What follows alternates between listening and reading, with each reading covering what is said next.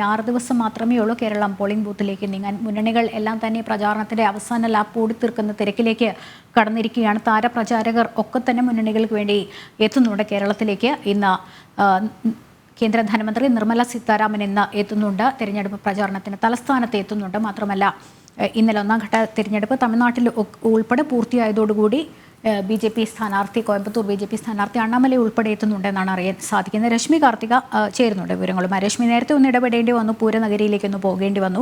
രശ്മി പറഞ്ഞുകൊണ്ടിരുന്നത് ഇന്ന് കേന്ദ്ര ധനമന്ത്രി നിർമ്മല സീതാരാമൻ തലസ്ഥാനത്ത് നിന്നും പ്രചാരണ പരിപാടികളുമായിട്ടൊക്കെ ബന്ധപ്പെട്ടാണ്. തുടർന്നോളൂ.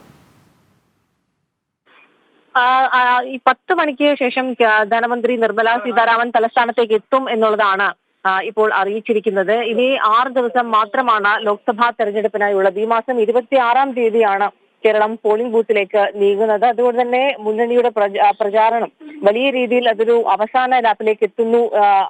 ആ ഒരു പ്രചാരണം 3 മുന്നണികളും ശക്തമാക്കുന്നു. തലസ്ഥാനത്തെ സംബന്ധിച്ചിടത്തോളം കൂടുതൽ കേന്ദ്ര നേതാക്കന്മാരും ഈ അവസാനഘട്ട പ്രചാരണത്തിലേക്ക് കേരളത്തിലേക്ക് എത്തിക്കൊണ്ടിരിക്കുകയാണ്. ഇതോടുകൂടി മുന്നണികൾ കൊണ്ടും കൊടുത്തും പ്രചാരണവും കൊഴുപ്പിക്കുകയാണ്. പ്രാദേശികമായിട്ടുള്ള വിഷയം മുതൽ ദേശീയ രാഷ്ട്രീയം വരെ ചർച്ചയാകുന്നുണ്ട് ഈ തെരഞ്ഞെടുപ്പിൽ.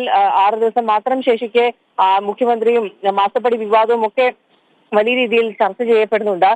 മാസപ്പടി മുഖ്യമന്ത്രിക്കും മകൾ വീണ വിജയനും എതിരെയുള്ള ആരോപണങ്ങൾ അത് വലിയ രീതിയിൽ ചർച്ചയാകുമ്പോൾ ഇടതുമുന്നണിക്ക് അത് വലിയൊരു ക്ഷീണം തന്നെയാണ്.